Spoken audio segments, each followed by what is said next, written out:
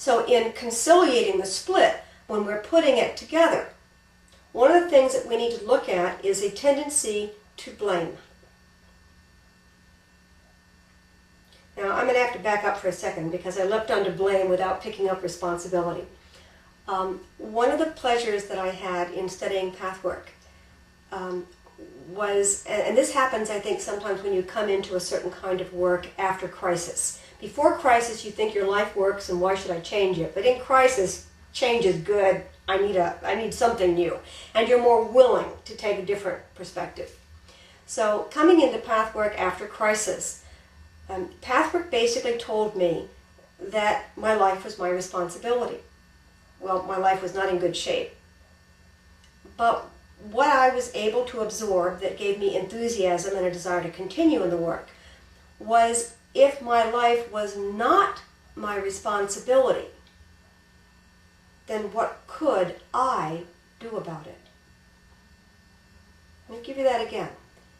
If I'm not responsible, then someone else is responsible for my life.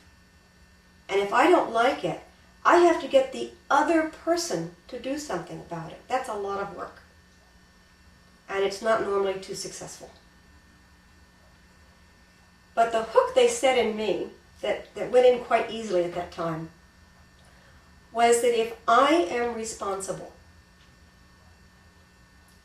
then whatever I have in front of me as my life, I can change. If I created this mess, then I can uncreate it. If I am responsible for bringing something into my life, then I can be responsible for either moving it out of my life or moving myself into a new situation. So let me repeat that because the cough interrupted it. If you are responsible for the negativity in my life, then I have to get you to fix it. If I am responsible for the negativity in my life, I have the power to change it. I find that an empowering statement to make. It does require that I take responsibility for what I have done. And each individual has a different level of responsibility. And mixing these two lectures together, it's very, very important to be charitable in understanding that we may not understand how we created this. Especially if the point of creation goes back before this lifetime.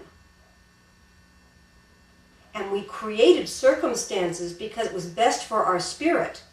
From an individual point of view, from the very tiny energetic place of only being a human being instead of a great spirit, we may find it very, very difficult to deal with the negativities in our life. The lecture is encouraging us to reach out and embrace this as best we can. This is not a statement of it's your fault. In saying it's our responsibility, we're simply putting the empowerment back into our own hands. In saying that it is our responsibility, that does not mean we did it to ourselves. The new question it asks is, why? Why did that experience get invited into my life?